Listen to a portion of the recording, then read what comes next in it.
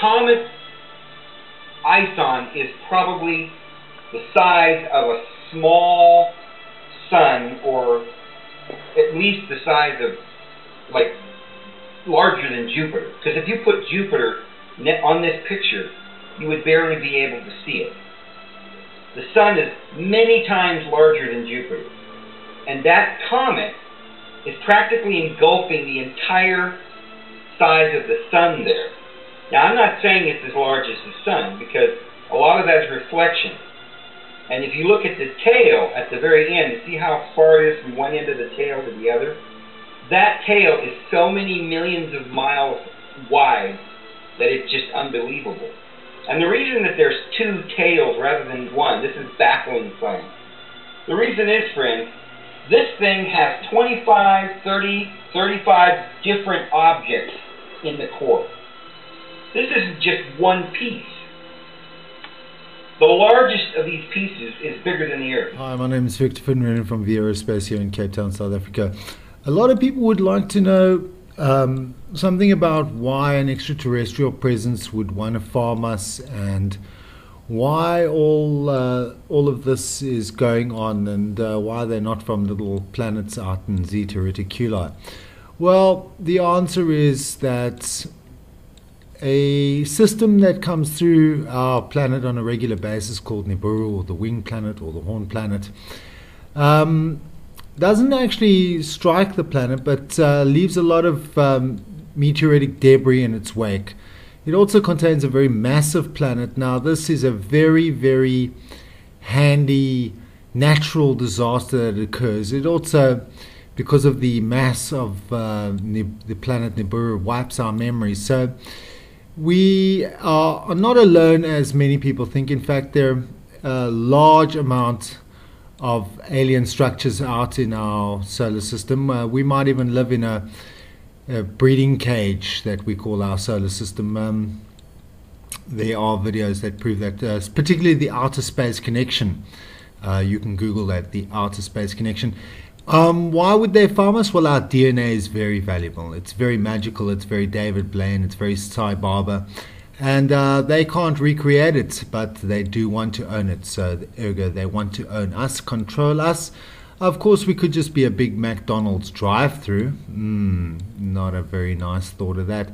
Now, there's lots and lots of proof that says that in our archaeological record, and that is history, that very bad disasters have befallen man. Virtually every culture has an antediluvian flood myth. But here's how the NASA astronomer says it's going to go down. First, there'll be a meteorite shower. Then this winged planet, which is 5 times more massive than our Earth, or Jupiter, I can't remember what he said, but something like that, it's massive, will tilt the planet over on its side. It'll grab our pole, the North Pole or the South, it doesn't really matter, and we'll flip over. causing huge tidal waves in the order of between 2 and 5 kilometers high, depending on where and when they strike. Big waves. Then, of course, every volcano on the planet's going to go off, and massive earthquakes could occur, but we're talking massive, the kind of massive that put Lake Titicaca 14,000 foot into the air when it was previously at sea level. And new continents may arise and continents may fall. See the Edgar Cayce map. The gentleman certainly got it right on a number of occasions, probably the best indicator we've got of what could befall us. So again, extraterrestrials have been farming us for maybe 3 billion years. There may be more solar system type matrix cages like ours. In other words, we're cage 1A and there's cage 1. It's a nice franchise, basically. Human beings may be very tasty. Wok's an extraterrestrial. Yes, I did say woks. And we don't really know, but what we do know is that there's a cyclic occurrence of destruction on the planet which wipes out even the nicest civilizations like the Acropolis, and if you go to all over the world you'll find that they're antediluvian structures that nobody understands and nobody's going to explain to you. No, they you know, all these beautiful they won't explain pyramidal mathematics to you. They won't tell you how to square the circle. In fact, they'll talk garbage to you. So yeah, what is actually happening now is we're being dumbed down, although there have been indications in the news that there's giant red planets and whatever. They've known that this Nibiru is coming since 1950. And come it will, apparently. I'm not an astronomer, so I can't tell you for sure. We'll have to wait until it actually appears. But there is some evidence that something nasty might be going on. A lot of people like you and me who know nothing, have nothing, and can do nothing are witnessing twin suns where the sun comes up and there seems to be another sun. And, of course, everyone's saying, it's aberrations in your lens. Well, believe what you like. The point being that aliens have got nothing to gain by being our pals. We're a violent and destructive mob, and we like doing our own thing, and we might even be a threat to them. Anyway, there you go. Think about that. I devoted a lifetime to the study of ancient civilizations, ancient languages, their art, their beliefs, and the knowledge that they had. And the question is, when you study, when you look at all that, is it myth, is it mythology, or did it really happen? I believe it all really happened. In our obsession with antagonisms of the moment, we often forget how much unites all the members of humanity. Perhaps we need some outside universal threat to make us recognize this common bound. I occasionally think how our differences worldwide would vanish if we were facing an alien threat from outside this world. And yet, I ask you, is not an alien force already among us?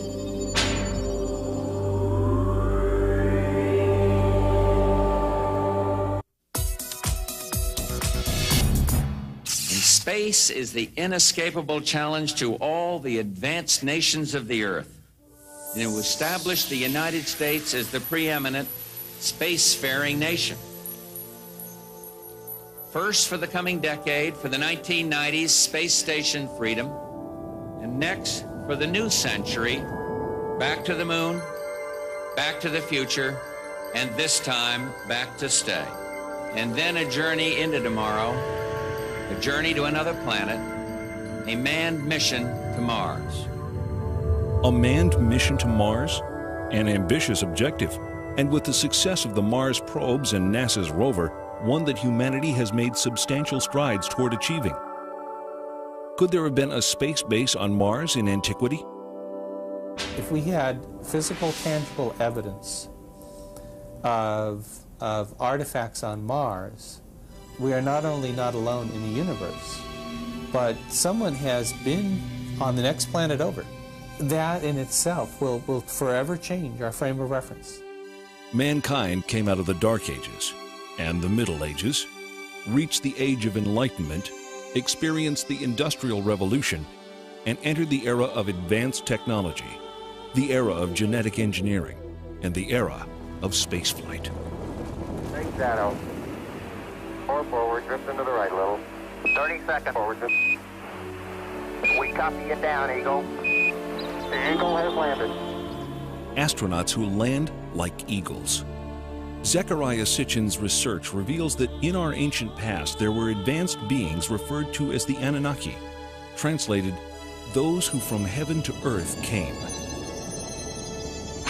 The idea that there was in our solar system a race of intelligent beings far older than us who are now gone would certainly force us to rethink lots of questions, including the question of human origins. Where did we come from? Could we be the products of genetic engineering? The hypothesis that modern science is only now catching up with ancient knowledge is inspiring scientists and researchers to increase efforts to rediscover that which may have been lost over time. It rekindles a situation that has lain dormant almost 5,500 years, the incident of the Tower of Babel. In the Babylonian version of the biblical story, the people of Babylon were building a tower whose head shall reach the heaven, in which a Shem, a space rocket, was to be installed under the direction of their supreme god. But the other deities were not amused by this foray of mankind into the space age. The biblical story recalls that Yahweh came down to see the city and the tower that the humans were building, and he said to his colleagues in Genesis chapter 11, "This is just the beginning of their undertakings. From now on, anything that they shall scheme to do shall no longer be impossible for them. Come, let us go down and confuse their language so that they should not understand each other's speech." Thanks to the science of archaeology, experts now know that the first great civilization emerged almost 6,000 years ago. Older than the Greeks, older than the Mayans, older than the Incas. The people of this society were called Sumerians, after their land, Sumer, in the Great Plain between the Euphrates and Tigris rivers, today's Iraq. The book of Genesis calls the land Shinear. For generations, biblical scholars either ignore biblical references to ancient kingdoms or categorize these as legend or lore. Through the study of historical relics and the translation of ancient languages, many biblical researchers now believe that the previously questioned Old Testament references are indeed historically authentic accounts of flourishing, advanced cultures. If you study the Genesis document, God made Adam out of clay and then took Eve out of his rib, one of his ribs, etc. If you study this document, you discover that it's really a much shorter version of a much more complicated document that comes out of Babylonia and then out of Sumer and so on. Now, these ancient texts give a really complicated story of powerful, non-human, godlike beings actually engineering us, making us for specific purposes.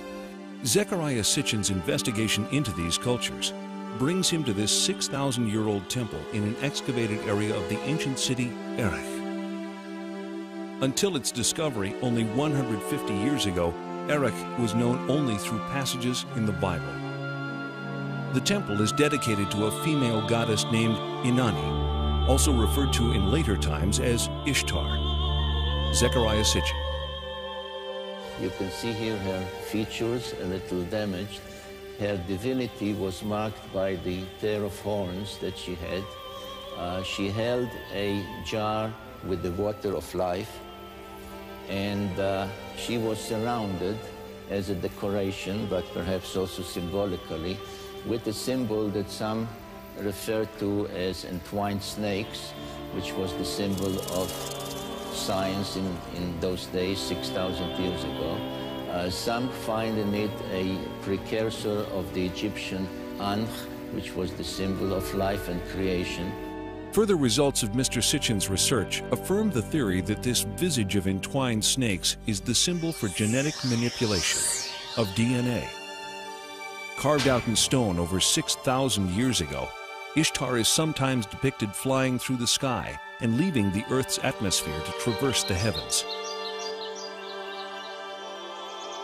In ancient Mesopotamia, the secrets of astronomy and other celestial knowledge are kept carefully guarded, studied behind closed doors by an exclusive society of priest astronomers. Cylinder seals like these are the only surviving record of these carefully guarded secrets. This clay tablet carries the print of a cylinder seal about 4,500 years old.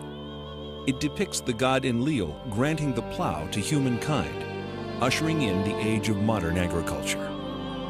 On closer inspection, something completely remarkable can be seen. A detailed depiction of the complete solar system configured identically to that known to contemporary science. With the sun prominently figured in the center, each planet appears in its correct position and relative proportions to the other planetary bodies. On the outskirts is one additional planet, a 10th, not currently located by astronomers of our modern era. Astronomers around the world are on the lookout for this evasive celestial sphere, as a growing body of physical evidence indicates that it does in fact exist.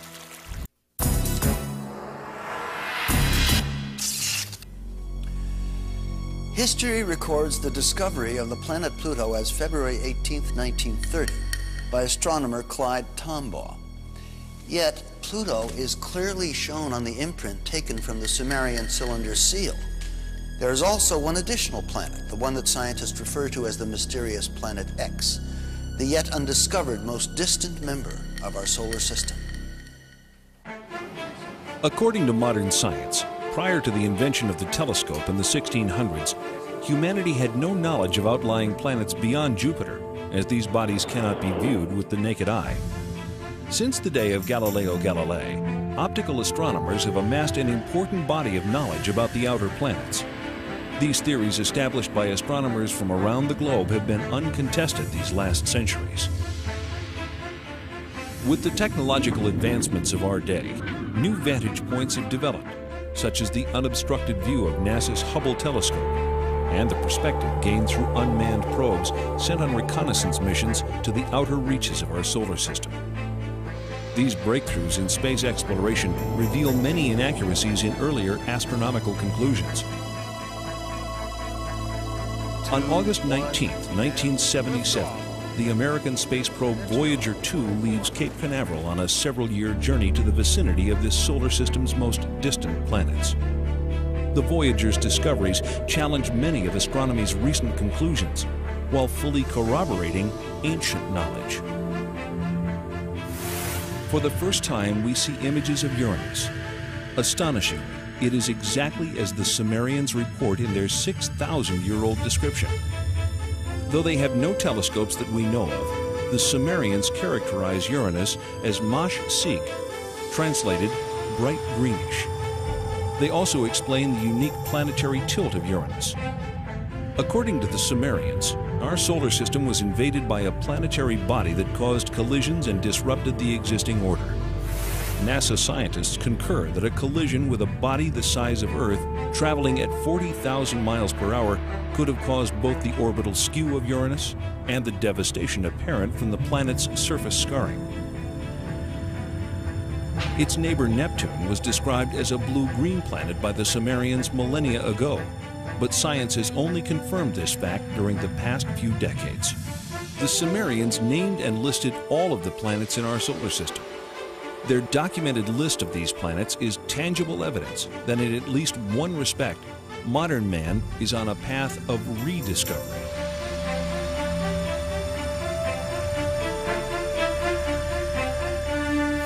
That ancient knowledge included the planets Uranus and Neptune, supposedly unknown until discovered in 1781 and 1846, and even Pluto, not discovered until 1930.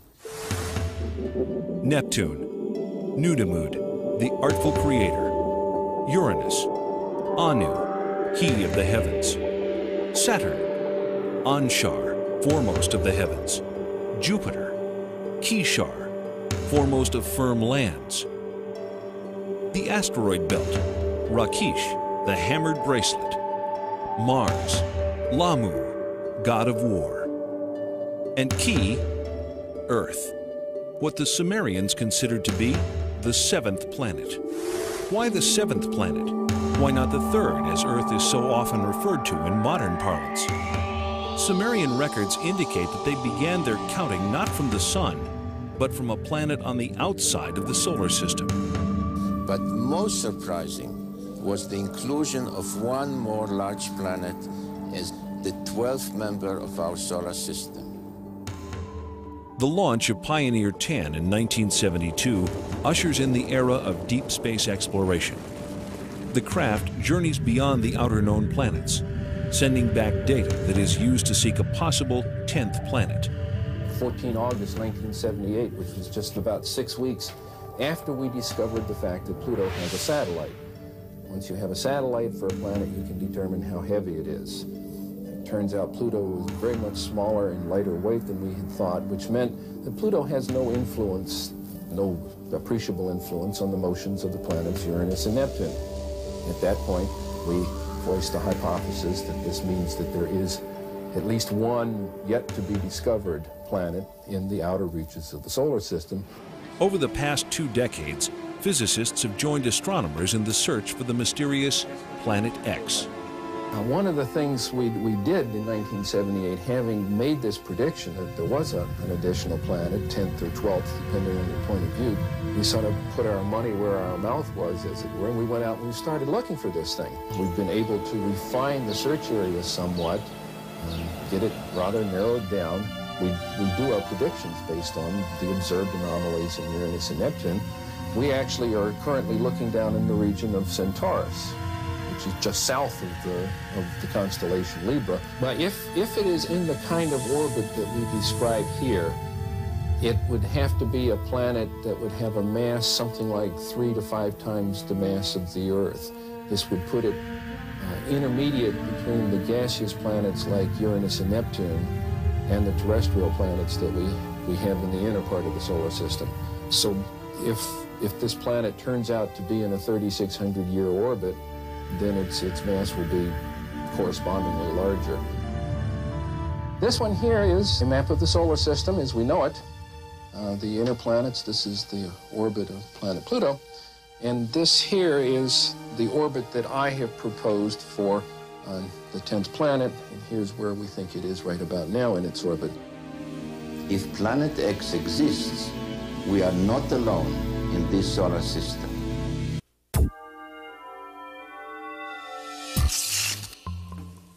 Earth, the 7th planet. The sacred number 7, 7 days in the week, 7 days of Genesis, 7 tablets of creation. A case can be made for historical coincidence, but to Zecharia Sitchin, this kind of numeric repetition points to more than just legend. Whichever way you look at it, the facts about this 10th planet are nothing less than astonishing. The story of this planet, as told by the Sumerians on their 7 tablets of creation, begins 4 billion years ago, when our solar system was much younger and our own planet Earth did not yet exist. The surviving historical records of the Sumerians reveal the story of an intruder planet, NIBIRU, which appeared out of deep space, drawn into the center of our solar system by the planetary pull of Neptune, Uranus, Saturn, and Jupiter. On an opposing orbital path with the 7th planet, a planet referred to in Sumerian records as Tiamat, Nibiru's new orbit around the Sun placed the 2 planets on a collision course. Sumerian cosmogony answers many puzzles that still baffle modern science. Central to it was the tale of a celestial collision and knowledge of a solar system with 12 members. As they draw near, one of the satellites of Nibiru crashes into Tiamat, cracking the planet. Subsequent collisions smash half of Tiamat completely, breaking the pieces into what develops mostly into the asteroid belt. This is referred to in the Bible and Sumerian text as the firmament. The other half of Tiamat becomes Earth. The Earth is thrust into a new orbital position, carrying with it Tiamat's main satellite, our moon. Nibiru, the intruder, is cast into a permanent clockwise solar orbit, returning to Earth's neighborhood once each 3,600 years, forever becoming the 12th member of our solar system. This tale of creation echoed through all the ancient cultures, becoming part of the scientific knowledge that we find in the Old Testament, in the creation story of Genesis.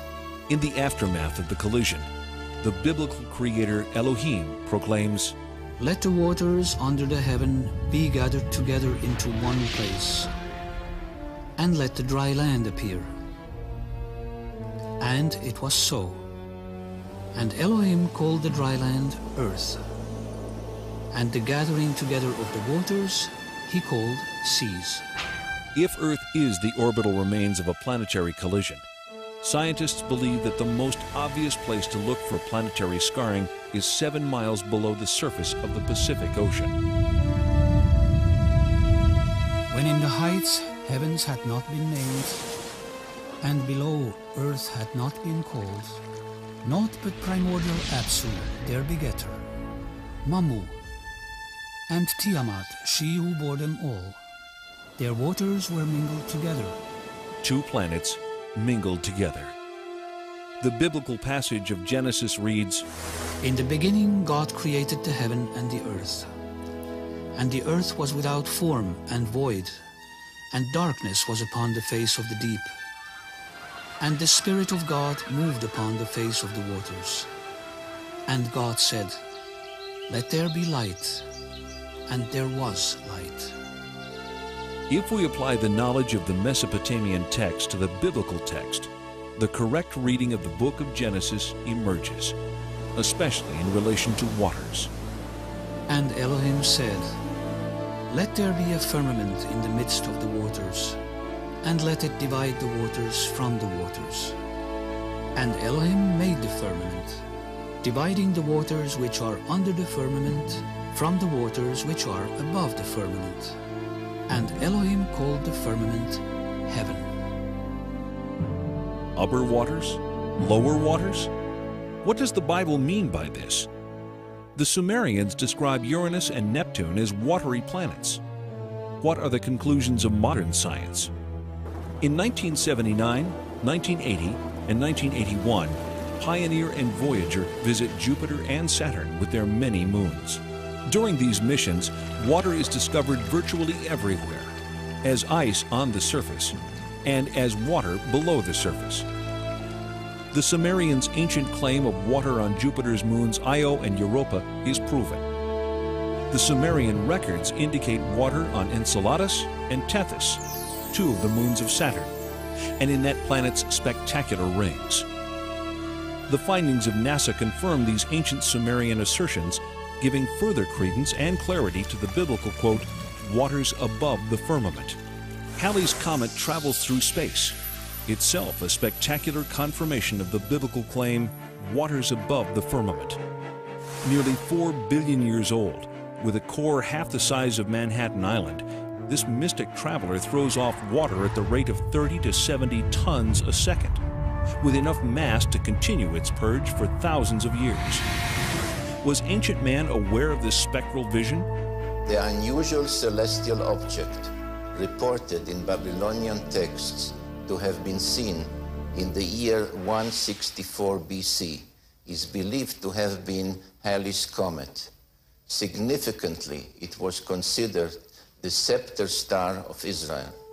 In the Bible, the book of Numbers records, "I see it, though not now. I behold it, though it is not near. A star of Jacob did course. The scepter of Israel did arise." Halley's Comet and its lights are truly the messengers of Genesis. When the 19th century astronomer Schiaparelli announced that he had seen canals on Mars, he was ridiculed. So too was the respected American astronomer Lowell in 1916. When NASA's unmanned spacecraft visits Mars in the 70s and again in the 90s, ample evidence of water in that planet's past is revealed. Images from expeditions to Venus and Mars exhibit visual evidence of dry sea, lake, and riverbeds characteristic of the biblical reference, "waters above the firmament." Even Mercury, so close to the Sun, seems to have had a watery past, yet maintaining ice at its polar caps. The NASA report reads, quote, "We are forced to no other conclusion but that we are seeing the effects of water on Mars," unquote. And, quote, "Mars once had enough water to form a layer several meters deep over the whole surface of the planet," unquote. What we previously believed to be a dry and barren planet unexpectedly emerges as a planet where water once existed in abundance. Mars joins Venus, Mercury, the Earth, and most recently the Earth's moon in corroborating the Sumerian concept of water below the firmament. With the discovery of water on the moon and distant planets, the possibility of colonization suddenly becomes much more viable. Oxygen can be extracted from the water to be used in domed habitats on planets with minimal atmosphere. And water is one of the principal ingredients of rocket fuel. This find increases the possibility of unlimited treks across the stars. We've had reports to the effect that the Viking equipment will never determine positively whether or not there's life on Mars. Can you set us straight on this? Well, my own view is it's much too soon to decide whether we will have a definitive answer. It may be that there is an exotic biology on Mars. It may be that there's an exotic chemistry which looks a little bit like biology. There's a number of experiments to be done. They might decide the issue, they might not. But either way, Viking has been a biological success because the chemical explanation means that there is a kind of chemistry on the Martian surface which simulates some of the steps of chemistry in biology. We would learn something important about the origin of life. In October 1988, the Soviet Union sends two unmanned spacecraft, Phobos 1 and 2, named for one of the Martian moons, to study the red planet. Phobos 1 is lost while on its way to Mars. But Phobos 2 arrives to orbit Mars and immediately sends images back to Earth. On March 1st, 1989, pictures of this unusual grid are received. The grid, here in the upper right, is shot both in the optical range and in the infrared range. Later, they are merged into this composite overlay. On March 26th, Phobos 2 sends these images to Earth, taken just south of the equator. An unexplained elliptical shape appears. This shadow actually appeared all of a sudden. Why am I calling it a shadow? Because you can see things through it. This elliptical shadow, then, is it in Mars' atmosphere or on the planet's surface? One thing is for sure, this something is not positioned horizontally. Well, to me it looks like a rocket taking off from the surface of Mars and leaving a trail behind. Well, if you'd want to fantasize, it could be interpreted that way too. Now we think we ought to look at the real circumstances that have caused that trail, even though they haven't yet been fully clarified. That's more likely to be the shadow of some object, since surface elements can be seen through it. How long will it take to process all of the information to get more or less objective scientific results, rather than fantastic ones? Come back in a week. 1 week later, no details are given. Then, unexpectedly, this report. Last year, the Soviets launched 2 spacecraft to the planet, both named after the Martian moon, Phobos. Their mission was to photograph Mars and land probes on its moon. One was accidentally switched off by a mission operator. But the second reached Mars and transmitted pictures that are still puzzling Soviet scientists. As it swung over the equator, it took pictures from a height of 6,000 kilometers. This is an infrared photograph. It shows differences in temperature. The dark patches are colder. This section covers 600 kilometers. It shows objects down to the size of 2 kilometers. It's the most detailed infrared picture of the planet's surface. We have some very, very thin lines on the surface of Mars in the infrared, which means it's heat. It's not visible, it's heat. You can see it through clouds if you wanted to. These have a resolution, these have a width, I would guess, of 3 or 4 kilometers wide. Now, in answer to the question of what it is, I certainly don't know. The Russians aren't telling us. Scientists are also puzzled by this shadow pictured on the surface of Mars by both optical and heat-seeking cameras. They're convinced it's a shadow because they can see objects on the surface beneath. But a shadow of what? Finally, there's the mystery of the vanishing spacecraft. The Russians have yet to release the last picture transmitted by Phobos before it lost contact with ground control. but the Russians have said that it shows an object coming towards the spacecraft, an object which, in their words, should not have been there. The spacecraft was circling Mars, coming into the same orbit as the moons of Mars. And the last picture, they got halfway through it, and they saw something there which shouldn't be there. Professor Kapitsa makes the joke that it's Martian people. British scientists will be able to judge for themselves when the Soviets bring their pictures to a conference at Exeter next month. Because, of course, there must be a sensible explanation, mustn't there?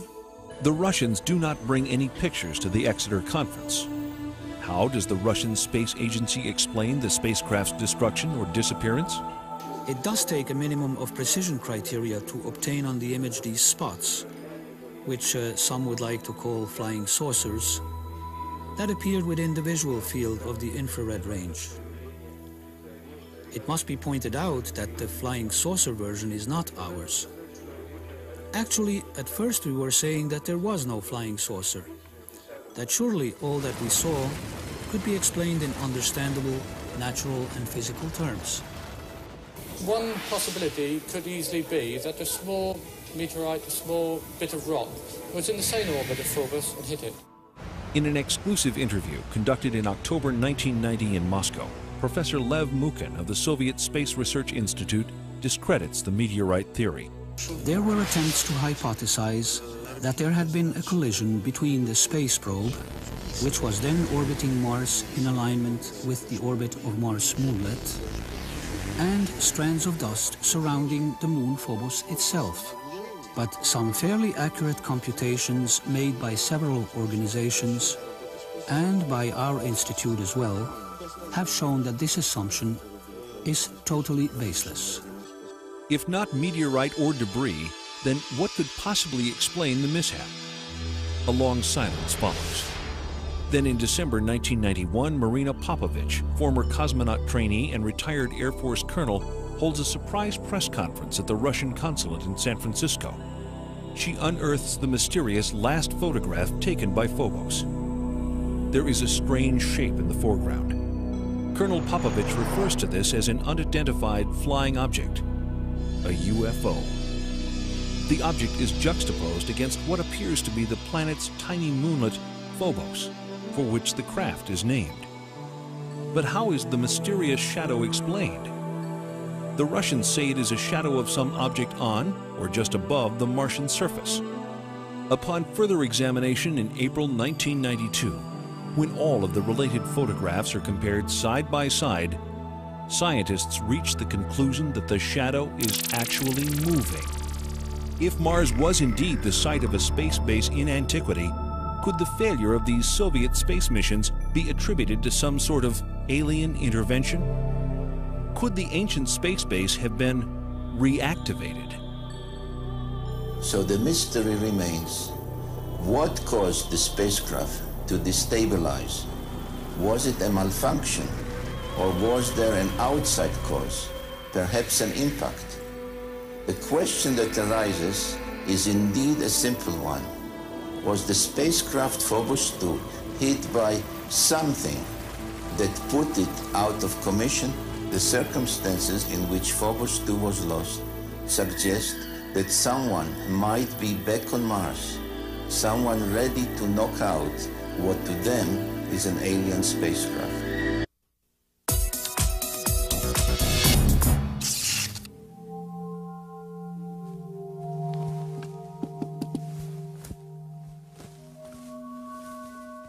Was Phobos deactivated by intelligent beings wishing to protect themselves from outsiders? Or perhaps there's some other more conventional explanation? We may never know. But indulging the possibilities of otherworldly visitors in the present will help us acclimate to their differences, if and when they finally do come calling. The question remains, how would we as a culture respond to incontrovertible evidence of a species of beings that not only preceded our own, but actually engineered mankind? Of all the elusive mysteries, the greatest is the riddle of life itself. How did it begin? From what corner of the universe did the first emanations of existence arise? Was the seed of life carried to Earth from the planet Nibiru? there has been a blending of interest in biologists on one hand and planetary astronomers on the other in the question of the origin of life. Because the same questions about how life originated on Earth also would apply to Mars or some other solar system. And just as they really can't explain how life originated on Earth, they don't really know how it originated elsewhere. Contemporary scientific thinking cautiously asserts that life arrives on Earth when certain chemical substances crash into the surface aboard a stray comet early in our planet's history. What we are trying to find out in the meteorites is to see whether there are any of these molecules related to life. There are certain molecules like the amino acids which may be described as the building blocks of life. Directed panspermia, another scientific theory, suggests that life on Earth is seeded by a race of beings from outside the planet, not by chance, but as the deliberate activity of an otherworldly society. The Bible suggests that the creation of humankind comes at the end of a long list. All the fishes of the sea, and all the fowl that fly the skies, and all the animals that fill the earth, and all the creeping things that crawl upon the earth. It was only then that Elohim created the atom. In the last few pages of the story of creation, the Sumerians point to the Anunnaki as the creators of mankind, our own benefactors of life. According to Sumerian text, the Anunnaki, in advance of landing 445,000 years ago, sent androids to scout the Earth. 150,000 years later, the Anunnaki themselves arrive and create humankind. How was Adam created? According to the Sumerians, it was by genetic engineering, fertilization in vitro, in a glass tube, as depicted in this cylinder seal rendering. Adam was the first test tube baby. In Genesis chapter 1, verse 26, the Bible reads, "Let us make the atom in our image and likeness." But why? Sumerian documentation suggests the Anunnaki create humanity to assist in mining African gold that they need to save the dwindling atmosphere of their home planet, Nibiru. Judaism, Christianity, and Islam, the three great Western traditions, religious traditions, are all founded on the idea that there's something special about human beings. We didn't arrive here accidentally, so we're not just some consequence of billions of years of pointless accidental permutations of life forms. No, we were created in the image of God. The creation really is about the process of our salvation. Now, what if it were the case that there were creatures both technologically more advanced than us, older than us in terms of their civilization, and maybe even more intelligent than us, and more spiritually advanced, if we could imagine that? Then would this cause the creation story to collapse and leaving, literally billions of people on the planet totally confused about the meaning of life? The Bible relates an incident of mankind overstepping the bounds of the Anunnaki when the Babylonians attempt to reach the gods by building an enormous launch pad in the archetypal story of the Great Tower of Babel. What is the target of their efforts? According to Zecharia Sitchin, it is our neighboring planet Mars, home of the Anunnaki's way station en route to Earth. The Sumerian tablets refer to the station planet Mars as the traveler's ship. I've taken it to mean that it was at Mars that the Anunnaki from Nibiru transferred to smaller spacecraft to reach Earth orbiting stations. Not once every 3,600 years, but on a more frequent schedule. Mesopotamian archives identify the 12 members of our solar system with specific symbols. Some, like Mars, Earth, and Venus, are indicated numerically on this ancient stela.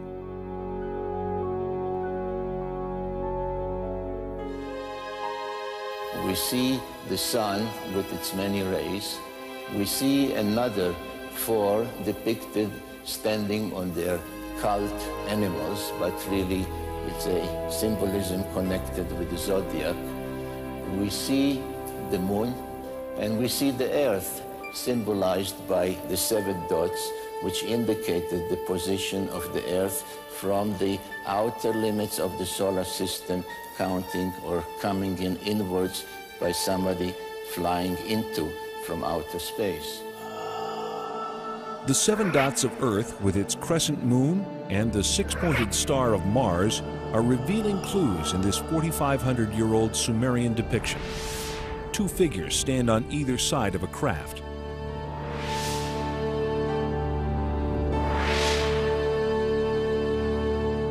Some researchers believe that Mars was habitable as little as 10,000 years ago. A 10th planet? A mysterious species with the technology to genetically engineer humankind?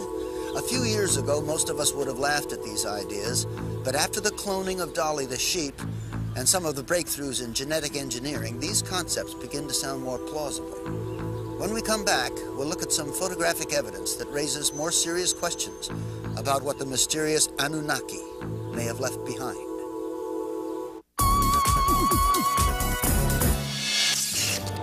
When the United States launches the Mariner and Viking spacecraft to explore Mars in the 60s and 70s, enigmatic structures resembling those on Earth are photographed. This is a feature on Mars that NASA nicknames the Inca City. Here we see it compared with Sacsayhuaman, Peru. These are lines on the Mars surface. These are the Nazca lines in Peru.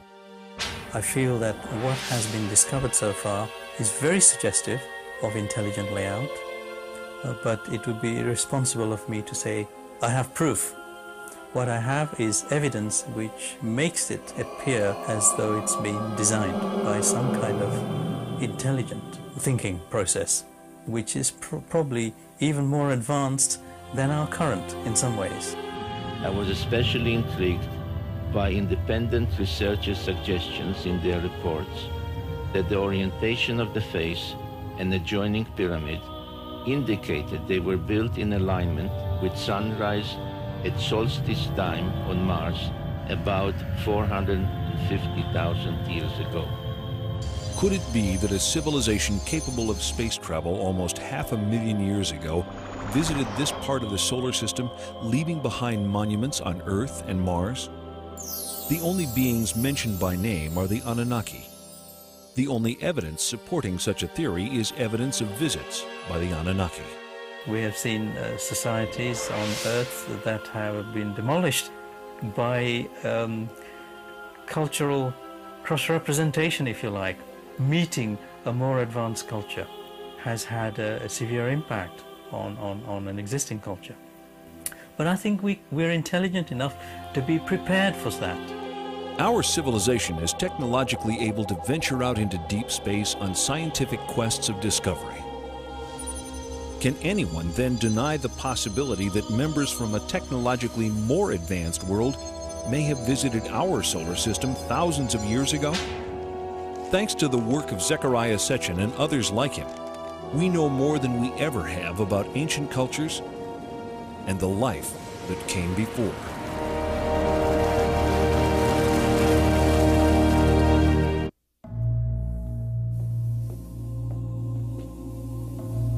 Is this Genesis revisited? Did the Sumerians in their ancient tablets reveal that we're only now catching up with ancient knowledge? Do the discoveries making headlines today originate with our ancient ancestors? Was this ancient knowledge given to the people of Sumeria by those distant explorers from the mysterious 10th planet, Nibiru, the Anunnaki? The final answers may lay buried in those yet to be uncovered volumes of the Phenomenon Archives.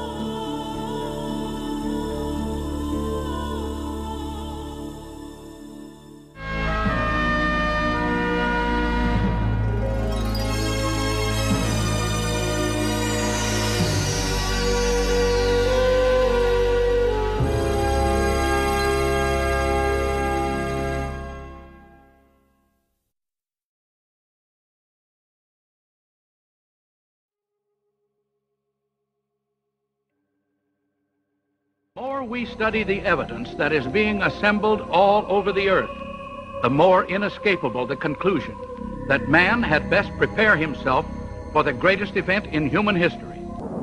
During our first mission to the moon, Mission Control recorded the following broadcast of strange noises that were heard on the Apollo 11 spacecraft.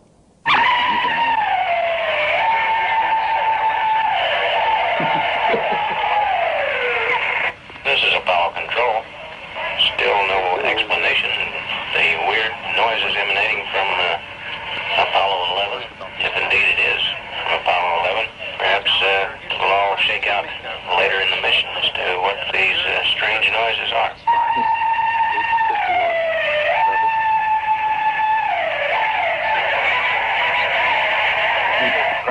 In his book, Secrets of the UFOs, ufologist Don Elkins made the following observation.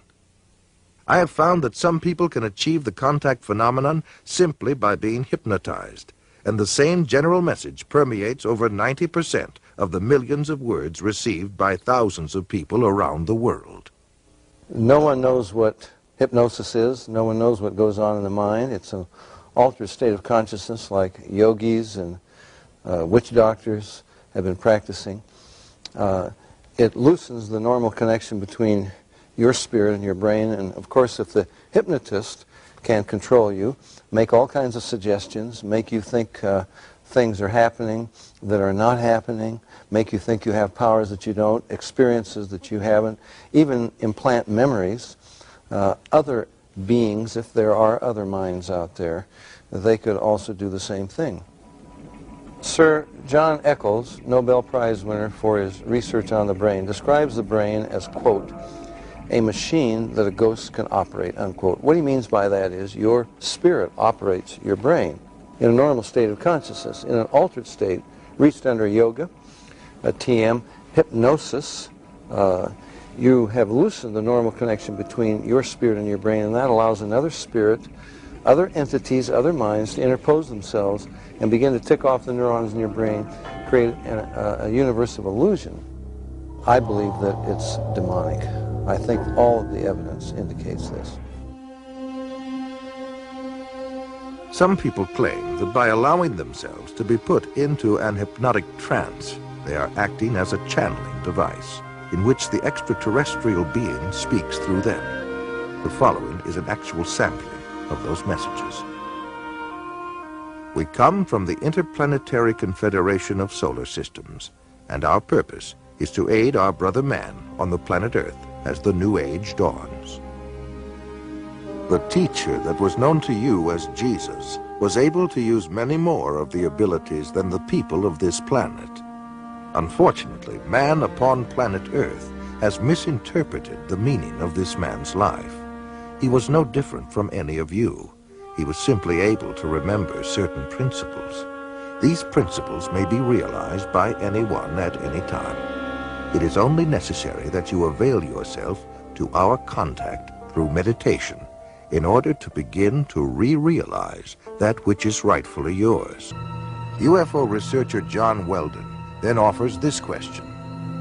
How credible is it to think that literally thousands of genuine extraterrestrials would fly millions of light years simply to teach New Age philosophy, deny Christianity, and support the occult?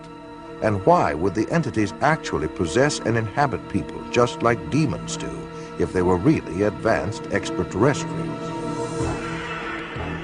Dr. Pierre Guérin, an eminent scientist associated with the French National Council for Scientific Research, concludes that UFO behavior is more akin to magic than to physics as we know it, and that modern UFOnauts and the demons of past days are probably identical. You can literally hypnotize a person, tell them that there's a cat in their lap, they will see it, they will hear it, purr, they will pet it and feel it. It's not physically there. You tell the cat to scratch them, you know, and bring them out of it. There are scratch marks on their cheek. A non-physical object, under the right conditions, can leave physical evidence.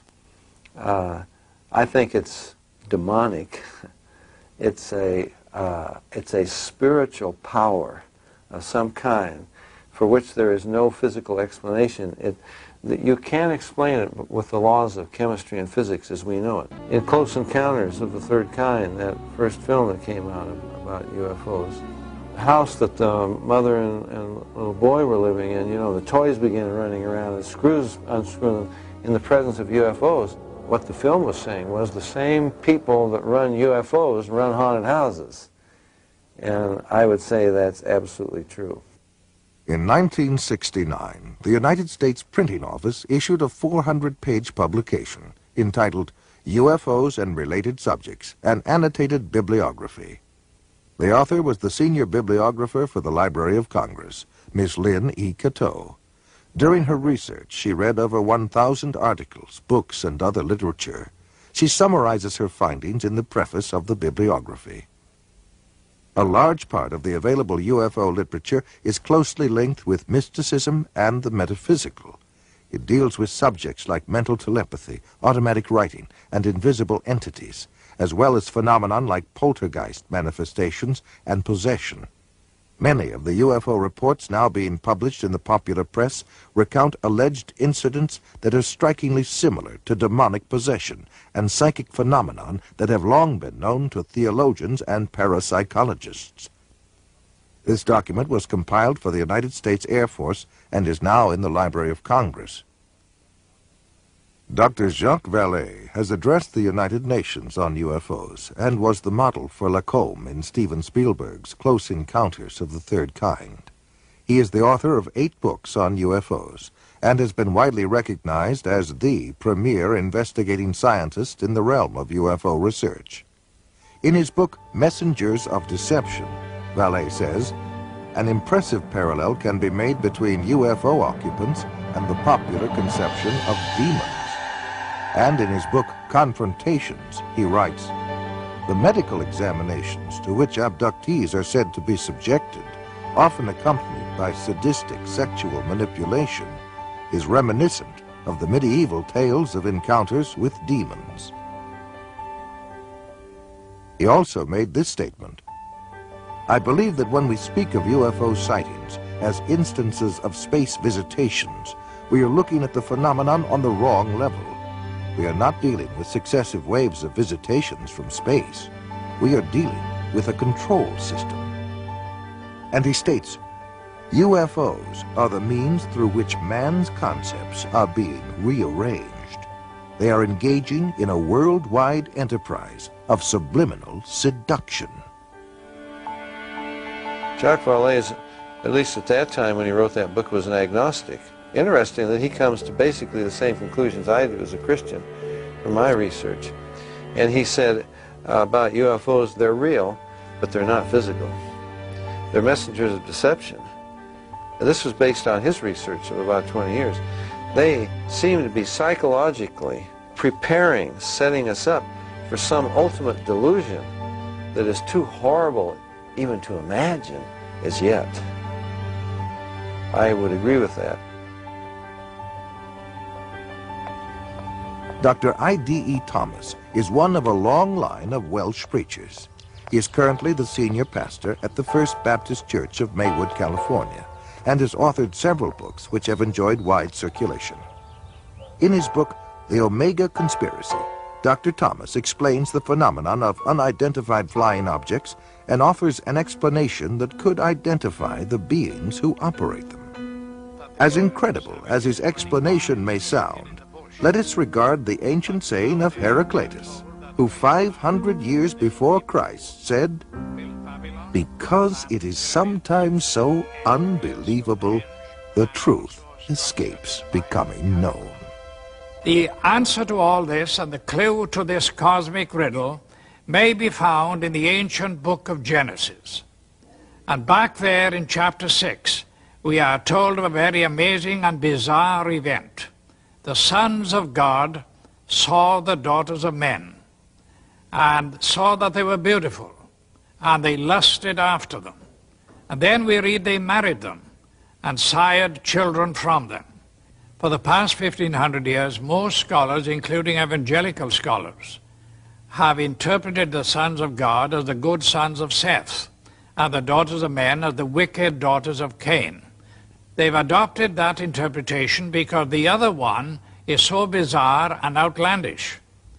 The ancient interpretation, and in my opinion the correct one, is that the sons of God were demonic beings or fallen angels, and that they came down to earth, they lusted after the daughters of men, they married them, and produced this amazing progeny, this hybrid progeny of the Nephilim. And the very word Nephilim does not mean giants. It comes from the root Nephal, fallen ones. The early Christian fathers in the first 4 centuries, men like Irenaeus, Tertullian, Ambrose, for 400 years they knew no other interpretation except that the sons of God were angelic beings. Josephus, the cosmopolitan Jewish historian, says the same thing. We read in the book of Job that when God laid the foundation of the earth, the sons of God shouted for joy. Obviously, the sons of God could not be human beings. Adam had not been created. If this was a case of just mixed marriages between good men and wicked women, it is surprising that God should have issued the fire of judgment that he did. God took this stern action of wiping out the human race. Now, the only family that were left intact in order to re-establish, repopulate the new world was the family of Noah. Noah, we are told, was perfect in his generations. The word perfect does not mean, in this case, morally perfect, because we know from the story of Noah, and especially what happened after the flood, that Noah was not perfect. What it means is like a lamb for the paschal sacrifice, that lamb had to be without blemish, physically pure, without blemish. So it seems was the case of Noah, the only family that remained uncontaminated from these strange beings that appeared from space. The only line that was pure and clean from God's standpoint to start a new world and a new civilization. Jesus said, as in the days of Noah, so in the days of the coming of the Son of Man. Of all the patriarchs and prophets of the Old Testament, the key to prophecy above all others is Noah. And something happened in the days of Noah that was a distinctive characteristic of Noah's time that didn't happen before or after. Wars and famines and pestilences and natural disasters have always happened. But something happened in the days of Noah, and the most sinister and bizarre of all the things that happened was this intermarriage between the angelic race and the human race. And of course the mastermind behind it all was another angel, a fallen angel, Lucifer. Now we believe that as they came in those days, we may very well be on the edge of another invasion from outer space, that Satan will once again make another attempt, maybe the final assault on the human race, in order to wean men and women away from the worship of God. He has tried before, he will inevitably try again. And by seducing the human race, by sending these so-called entities from space, demonic beings, he will try to get people all over the world to worship him and to deprive God of the worship that is due to him. Fortunately, we know what the end result is going to be.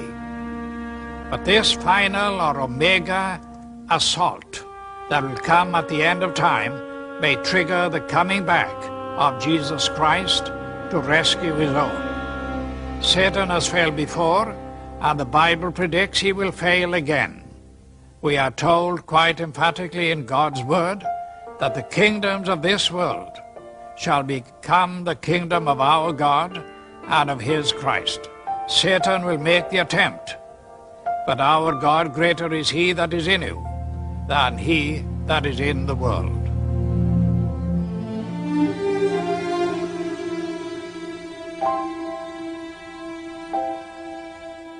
Well, you know what? I am quite disturbed at what is actually trending at the moment.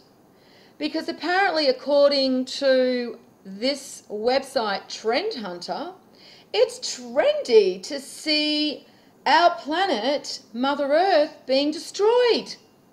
Fancy that.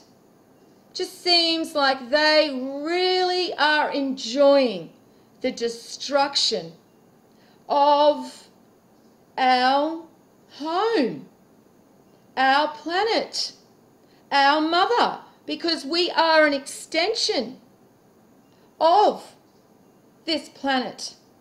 And while they are destroying our mother, they are actually destroying us. So, in fact, finding beauty in this destruction and having the mental perspective that this is somehow beautiful, you are actually seeing beauty in the destruction of yourself, the destruction of the future of the children, of the other creatures that exist on this planet, the marine life that are affected.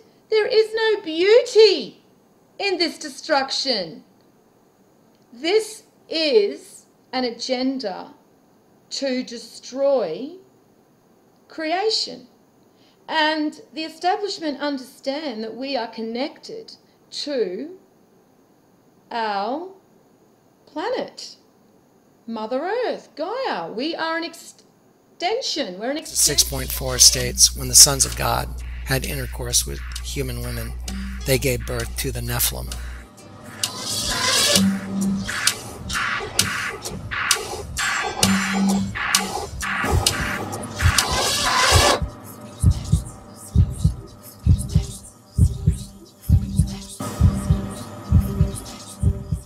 In the book of Isaiah, we see in Isaiah 29:15, quote, "Those who try and hide their plans from the Lord are doomed. They carry out their schemes in secret and think no one will see them or know what they are doing. They turn everything upside down." Isaiah gives us a clue to who they are. By turning the hieroglyph upside down, it is evident once again that there is a hidden agenda. That hidden agenda is the consumption of the souls of those that have been produced by the commingling of fallen angels or aliens with humans.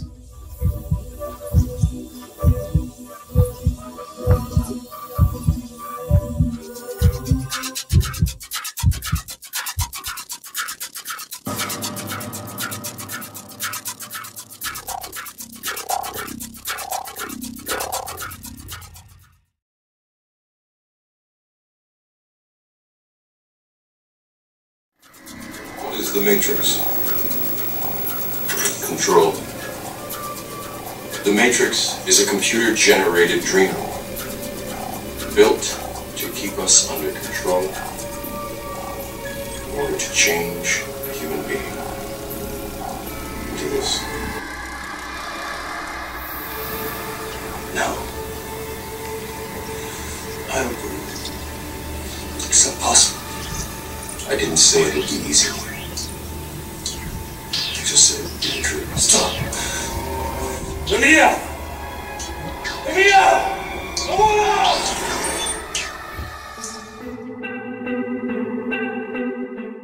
out! Through the commingling of fallen angels with humans, a hybrid species is produced.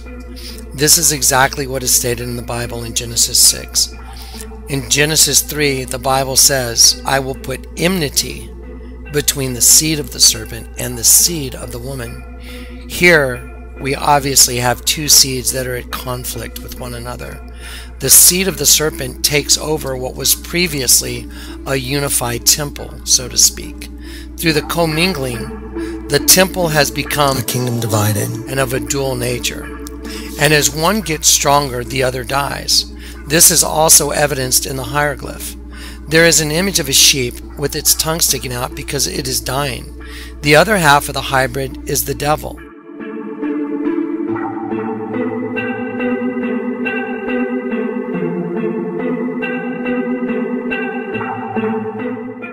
Hence we, the sheep, are dying, and the devil or the serpent is taking over our temple. Our souls are the energy that is consumed.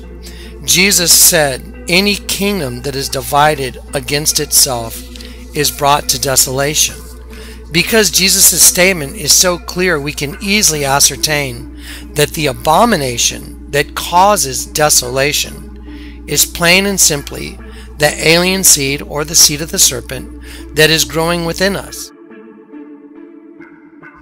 As we are the temple, while one seed grows, another seed is being destroyed.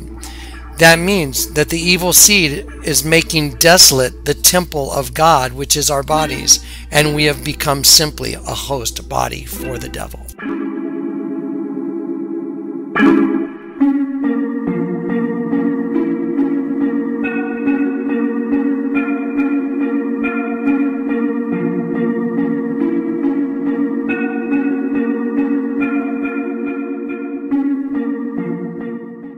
Because of the commingling of fallen angels with the human race, inside the same temple exist two separate and distinctly different personalities.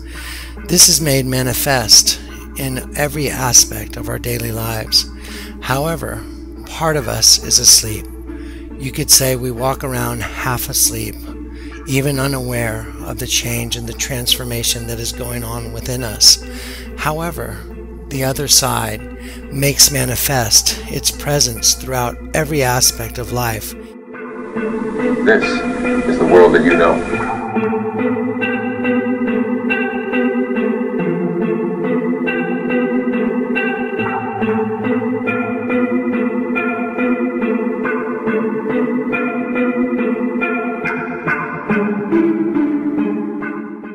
In our architecture, we can clearly see the pyramid and the representation of the all-seeing eye, which is the representation of who this race of beings is.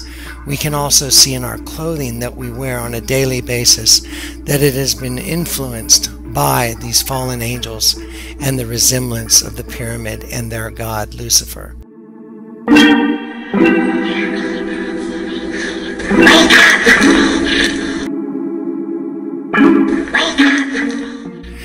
We'll discuss this further as we explore the bottom side of the pyramid as we go down towards the images that are printed on the United States currency, which are also a manifestation of the outworking of this spirit of disobedience that works throughout the hearts of men.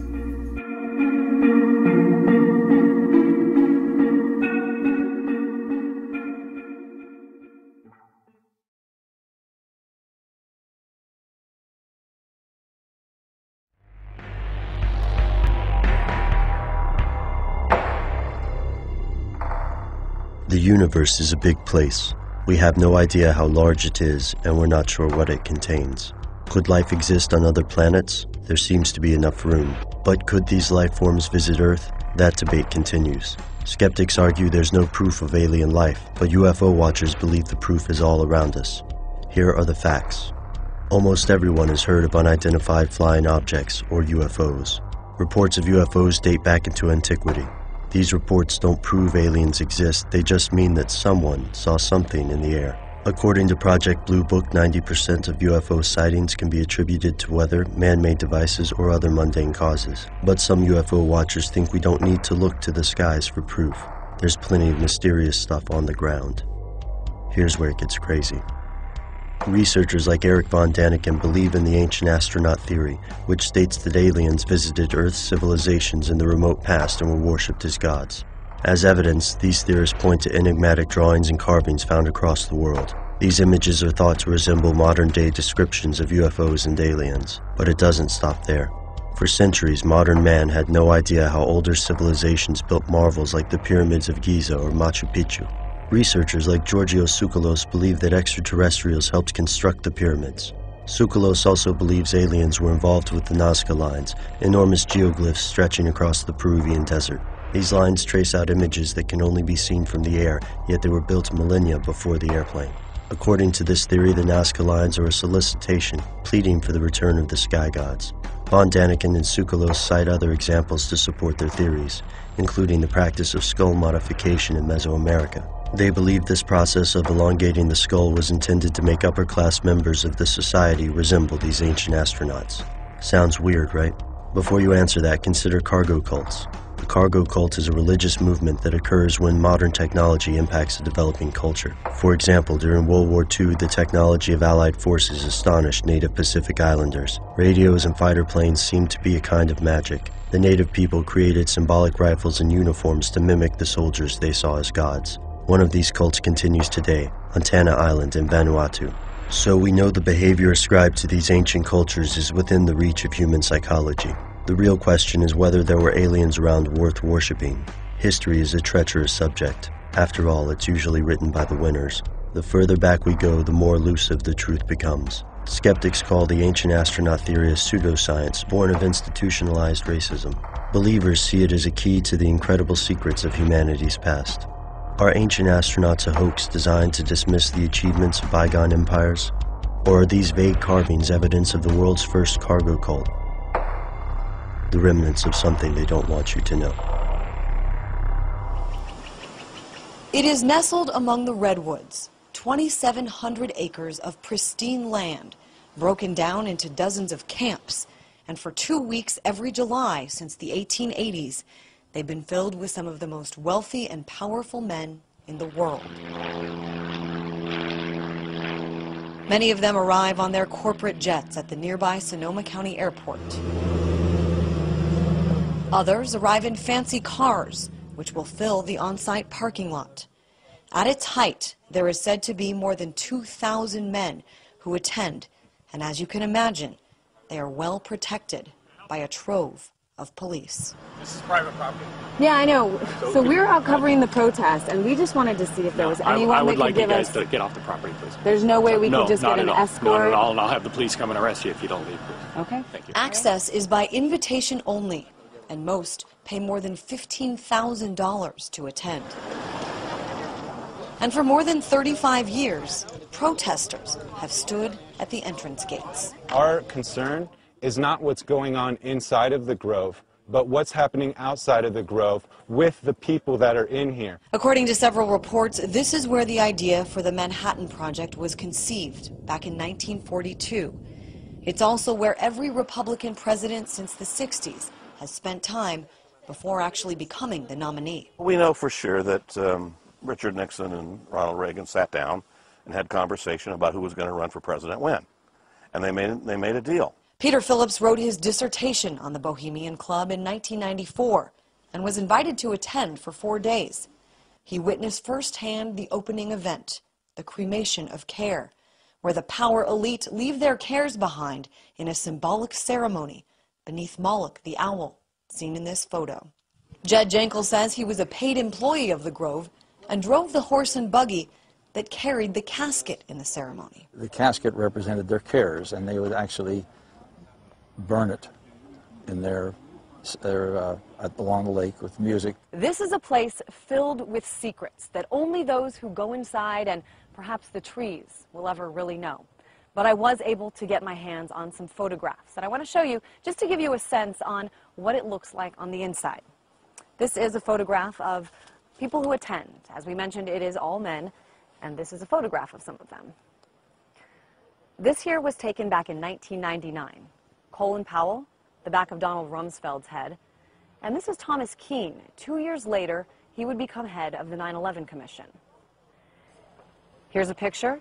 Newt Gingrich, Henry Kissinger's son, and another shot of Thomas Keane. Here's a much younger Dick Cheney at the Grove, and Henry Kissinger having a little fun. I was also able to get my hands on several programs from previous years, outlining the schedule of talks and their topics. And what we have here on July 22nd, 2008, is the Lakeside Talk given by CFR member and Trilateral Commission member Fred Starr. He gave a talk called Afghanistan, the Unexpected Upside. There are other connections to be made as well between the Lakeside Talks and public policies that follow. This was a man that was involved in the oil business, George Linkowitz, the Persian Gulf crisis. This is 1980. Caspar Weinberger, who was the Secretary of Defense in the Reagan administration on rearming America. And that's easily documented. The arms buildup came in around late 81, 82. There are rumors of extreme drunkenness, of prostitutes, and of homosexual activities by members. But for the most part, it is the secret backroom agreements critics say should be brought to light. That agreement can be, occupying the Middle East, fighting terrorism, encircling China politically and militarily.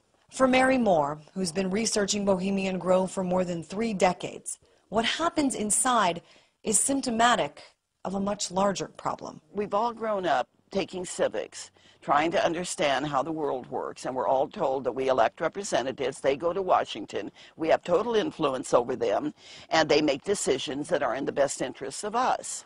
Then we start growing up, and if we pay any kind of attention, we find out that none of that is true. In Monterey, California, Christine Frizzau, RT.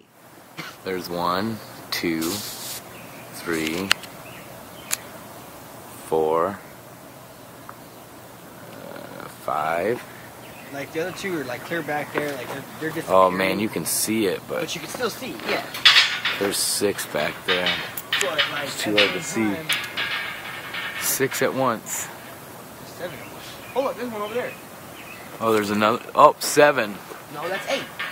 Well, there's 1, 2, 3, well, I mean, 4, 5. Now, oh, in the last like fucking 5 minutes, 8. 8. 8 of the bitches in a row. 8 of them. Shit, didn't I say I was just waiting for the other? I know, because there's 8 KC-10s right at the 185th refueling. There's 8 KC-10s, and there's 8 fucking planes in the air, all trailing. Here goes one. Hey man, thanks. I mean, dude, that fucking plane is not high enough to be a commercial fucking jet. I mean, it's just not. Dude, is that another one right there? Where? See the pole? Behind the pole? No, I think that's the same one going that way. 8. That's the first time I've seen 8 in the air at once. But I mean, that to be a fucking commercial jet. I mean, even on my phone you can see the silhouette of the airplane.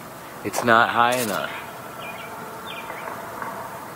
Hey man, it seriously is not high enough to be a commercial jet. I mean, you're looking at 35,000 feet on a commercial jet. You should not be able to see that plane.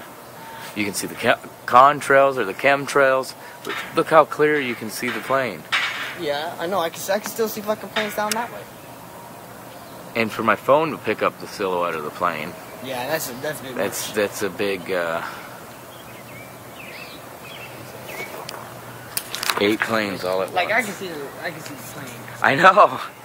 This one, I mean, is right above us, but that one, shit. I mean. You can... Hello, brothers and sisters. I just wanted to talk about something. I really do think that the fallen angels are here on the earth, and they're playing a big part in the end times. And there's a lot of people who are asleep right now, and they don't realize that that this is happening. Like for instance, like all these false flags, and they have people going in and committing like strange and crazy acts, like going into a movie theater and shooting it up, and stuff like that. I really do believe that these are acts from like the fallen angels or their offspring. And the Bible does say that the fallen angels came to earth in Genesis 6, and they mated with women, and they had children that were very, very different than normal children, that they were giants. If you just read Genesis 6, you'll see what I'm talking about. And also, if you read Genesis 6, it does talk about a difference in how the babies look. Like for instance, it says there were giants in the land, and it talks about their offsprings being giants, and the only way that could happen is if some like a mixing of some kind of DNA, and that was what was going on during the flood. And also it happened again during Sodom and Gomorrah, when God whenever he poured brimstone down on the city, Well, it also says in the Bible that Jesus would return when the days are just like the days of Noah's days, and the days are like Lot's days, and which was Lot was during the days of Sodom and Gomorrah. I can't say that correctly. I'm sorry, but anyways, we are living in those days right now. And those beings, these fallen angels and their offspring, they've gotten better at mixing their DNA. Now they can make a person probably not as like that stands out as much. They may be like the same height as a normal human being, but there will be some differences in them, that will throw throw some people off. Like when you look at them, you'll just be like, well, why does that person look so weird? You would know there's something different. I don't know how to explain it, but like for instance, the Bible says that the offsprings of the fallen angels and the humans that were giants, they had 6 fingers on each hand and 6 toes on their feet, on each foot. Okay, well, there's a group of people that have 6 fingers on each hand, but I don't know if they got 6 toes on each foot. They didn't go into that that detail, but I wouldn't be surprised if they do have 6 toes. Maybe that is one part of the the DNA that they could not fix. They probably couldn't fix that, but maybe they was able to make them shorter and not as tall. Because they've been playing around with DNA for a long time. People just do some research. People who are abducted by aliens, they think these are just aliens from another planet, whenever they're demons that are abducting them. And these demons, these fallen angels, are playing around with human DNA. And they've been doing it for a long time. If you just research, you'll see how many people have been abducted. And then if you pay attention to what these people are saying, it's always about they're taking like sperm samples from them, or taking eggs from them. And there's even women who report that they were retaken again or abducted again, so they could go back and nurse their child that they have, that's a a hybrid child, like a Nephilim. And some of these people report seeing a room full of kids that look like they're humans, but they're not. And also these people are implanted with like chips in their bodies. And see, during the end times, the Antichrist will also be the rulers of the aliens, if you want to put it that way. But they're the fallen angels. They'll be this Antichrist will be their leader. Okay, so these fallen angels are all for the New World Order. They can't wait for the New World Order to take effect, because they are part of it, and they will also be introduced into society here soon, and they will no longer have to hide who they are. But they will still kind of hide it, because they won't say that they're fallen angels. They're not going to say that they're Nephilims. They're not going to say that they're beings like that, because they don't want to prove the Bible to be correct. So they're going to call themselves anything but that. They're just going to say they're an alien life from another planet, and some people are going to fall for that deception, and not realizing that they're mentioned in the Bible, and the Bible warns that in the end times they will return, because they'll be just like the days of Noah's days and the days of Lot's days. And you just have to do a lot of reading and research to find out what was really going on. And you'll see that there was giants in the land, and the reason why God had to flood the world was because of these giants and these fallen angels, because they were ruining DNA. And the only ones that did not ruin their DNA was Noah and his family. They were the only ones that were pure, so that's why they were saved. Everyone else had to get wiped out off the planet, because their DNA was corrupt. And we couldn't continue with carrying that DNA on forward through history. because everyone would look probably creepy looking right now. So God put an end to it. And then God also put somewhere in the Bible, I can't remember where, but it was something about where they were put a restraint on them, fallen angels, like they have like a restraint where they weren't allowed to affect us humans for a while, and then that restraint will be loosened, and then loosened.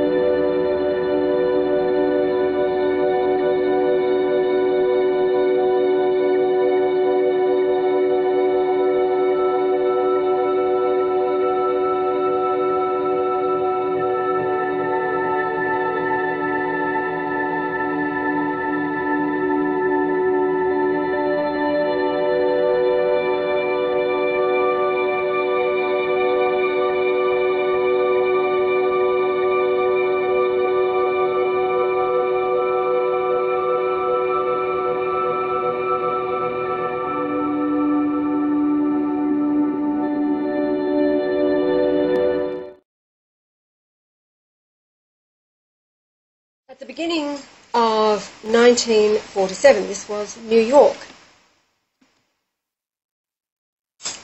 Yet another expedition by the American explorer Richard Byrd arrived on Antarctic shores. It was a very strange expedition. Unlike his previous three, this one was completely financed by the US Navy. Operation High Jump.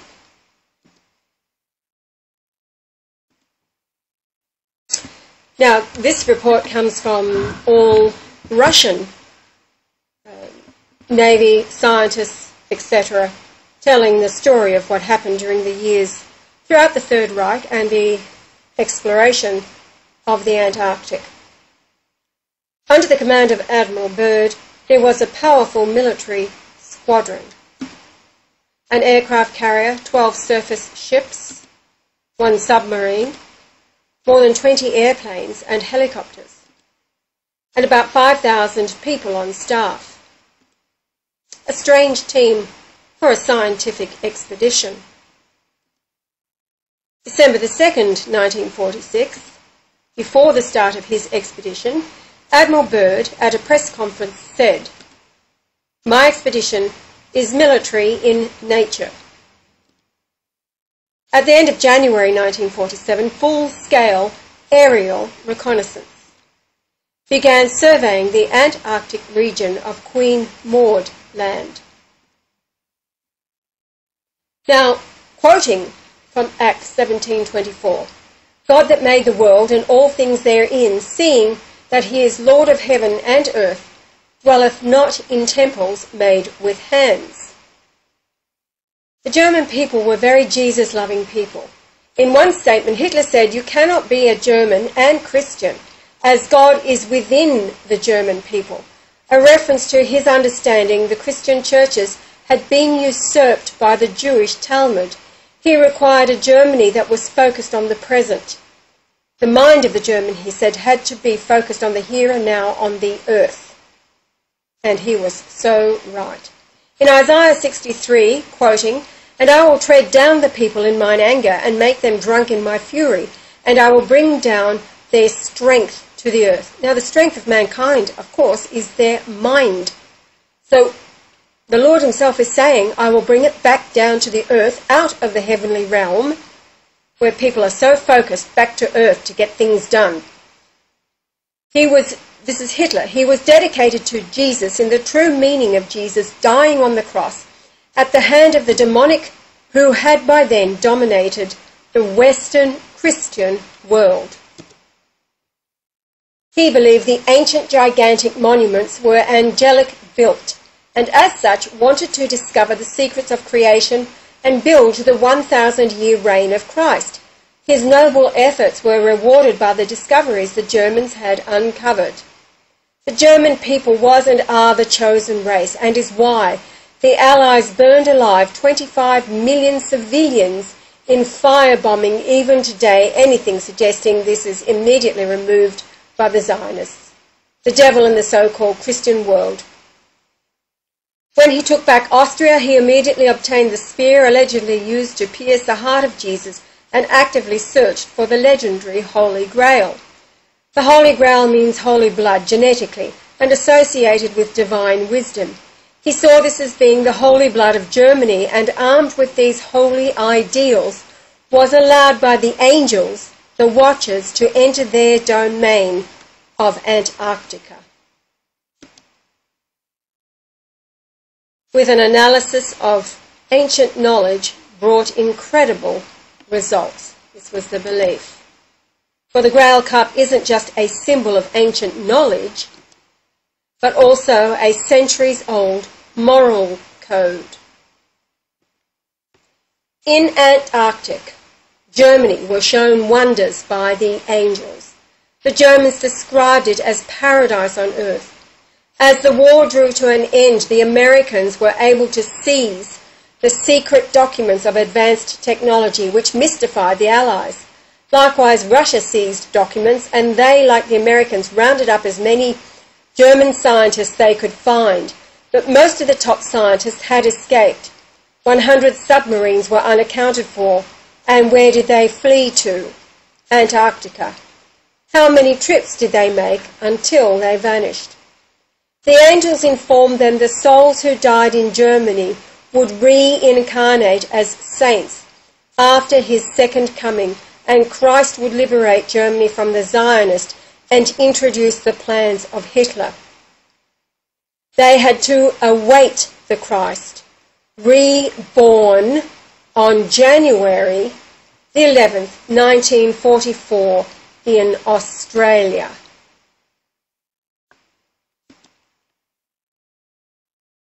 Now, Americans, this is a Russian man speaking, have always been interested in the techno-magical legacy of Germany. Suddenly the inexplicable occurs. The expedition, designed to last 6 months, is quickly aborted after 2 months, leaving the Antarctic coast deserted. It was an actual retreat. The real facts, reliable evidence and sensational phenomenon in the film. It all went to plan in the first weeks. Tens of thousands of photos were taken. Suddenly, the inexplicable happened. The 6-month expedition terminated after only 2 months, fleeing the Antarctica coast. It was a real fast retreat. They lost a destroyer, almost half their carrier-based aircraft, dozens of sailors and officers. To commission investigation, members of the US Congress, Admiral Byrd said the following, quote, "In the event of another war, America can be attacked by an enemy that has the ability to fly from pole to pole with incredible speed." What made the Americans flee? In 1945, 18 months before Admiral Byrd's expedition began, 2 German submarines entered Mar del Plata, port in Argentina, surrendering to authorities. These were no ordinary submarines. They were from the so-called Führer convoy, a top-secret fleet fulfilling missions. Details have remained a secret till now. The submarine crews were reluctant to cooperate. Even so, the Americans learned a few things. The commander of U-boat U-530 spoke of his involvement in an operation codenamed Valkyrie 2. 2 weeks before the war's end, the U-boat U-530 left the quay, heading for the shores of Antarctica. On board of the submarine were passengers with faces covered in bandages, as well as Third Reich relics.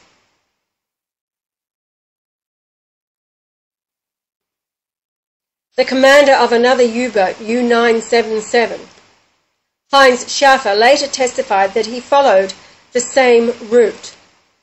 It was found that German submarines repeatedly followed the Antarctic route. But why go there? In 1820, it was discovered by 2 Russian explorers, Yelenchmersen and Lazarev.